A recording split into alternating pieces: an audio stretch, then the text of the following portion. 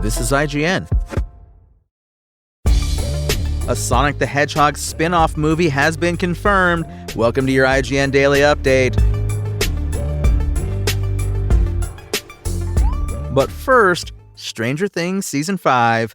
Netflix has confirmed the full list of cities and theater locations for fan screenings of the final episode of Stranger Things Season 5. The decade-long sci-fi series finally comes to an end at the end of the year, with the Season 5 finale set to rubber-stamp the characters' fates. Netflix has taken the unusual step of releasing the final episode in theaters at 5 p.m. Pacific time on December 31st, the exact same time it hits the streamer. The screenings will take place in over 500 theaters in the U.S. and Canada. You can check out the full list at IGN.com, starting on December 31st, 2025 at 5 p.m. Pacific time, timed to the finale's global premiere on Netflix, and run through January 1st, 2026. Netflix has also confirmed the runtime of the Stranger Things Season 5 finale, 2 hours, 5 minutes. Stranger Things Season 5 releases on Netflix across 3 premiere dates. Volume 1 is now streaming globally, episodes 501 to 504. Volume 2 comes out on December 25th, episodes 505 through 507. LEGO has just announced what looks to be the ultimate set for Stranger Things fans, a $300 version of the Creel house stuffed full of Easter eggs from each of the show's 5 seasons. The 2,593-piece set is described by LEGO as its first ever transforming house design, allowing you to build and rebuild the mansion into its varying states and relive various iconic moments from the series. Could this include unrevealed secrets from the upcoming Stranger Things finale set to air on Netflix and in theaters on December 31st? Curiously, the set will only be able to pre-order from New Year's Eve at 5 p.m. Pacific time and become available to actually purchase once the show's grandfather clock has ticked over to New Year's Day 2026. For now, we know the set will include all manner of props: Max's cassette tape, Henry's Mind Flayer sketch, vehicles like Steve's car, Will's bike, the WSQK radio station van, and a generous 13 minifigures.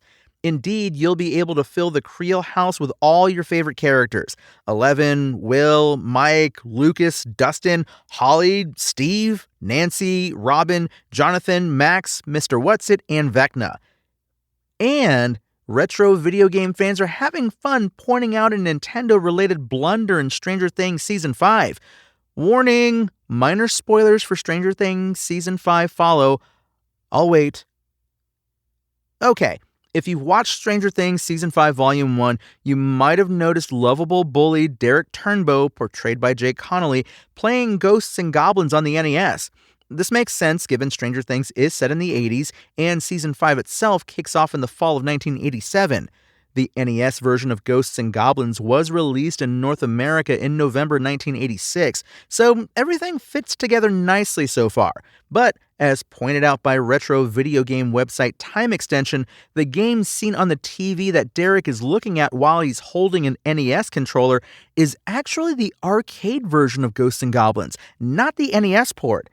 As Time Extension says, the black border at the top is a dead giveaway. Whoops. Could Derek somehow be playing the arcade version via NES controller on his TV? Not a chance.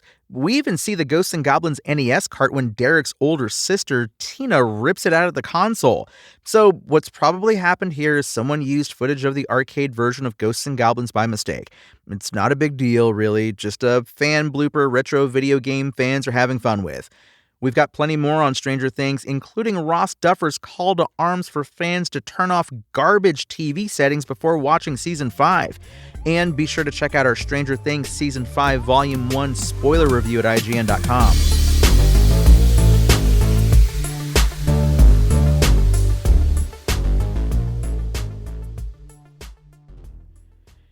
Paramount has announced a Sonic the Hedgehog spin-off movie that's set to launch in 2028, and fans believe the film will finally see Keanu Reeves' Shadow the Hedgehog step up as its star. Currently titled Sonic Universe Event Film, the movie has been given a December 22, 2028 release date on Paramount's upcoming movie calendar, according to Variety.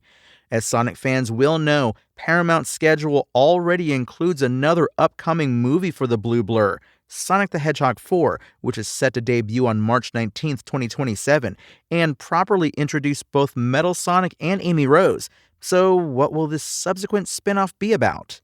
Fans seem certain that Sonic the Hedgehog, last seen acting as an antagonist in 2024's Sonic the Hedgehog 3, is now getting a movie all to himself, following positive feedback to Reeves' portrayal of the spiny anti-hero and almost $500 million at the box office for his proper big-screen debut.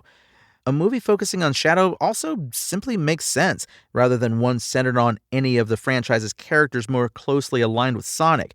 Shadow, of course, also previously starred in his own video game, a 2005 third-person shooter, which featured its own cast of side characters. So is this finally where we see Rouge the Bat? As of now, Paramount is keeping quiet on all things Shadow and Rouge shaped, perhaps unsurprisingly considering the fact it has Sonic 4 to launch first. Officially, it's yet to be confirmed whether the spin-off will indeed be a Shadow the Hedgehog vehicle, or whether Shadow will also be back for Sonic 4. Each of the 3 Sonic films released to date have brought bigger returns for Paramount, with more than $1 billion now raked in for the trilogy. But the trio's box office pales in comparison to the $1.36 billion raked in by Nintendo's Super Mario Bros. Movie. Interestingly, Paramount has no Sonic movie set to launch next year, leaving the field clear for Nintendo's sequel, the Super Mario Galaxy movie. That's your IGN Daily Update. My name is Tony Jackson, and if you want more news on your favorite games and entertainment topics, make sure to visit us at IGN.com.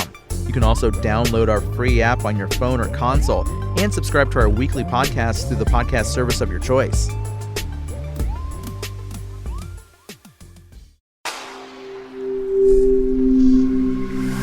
Spoken Layer.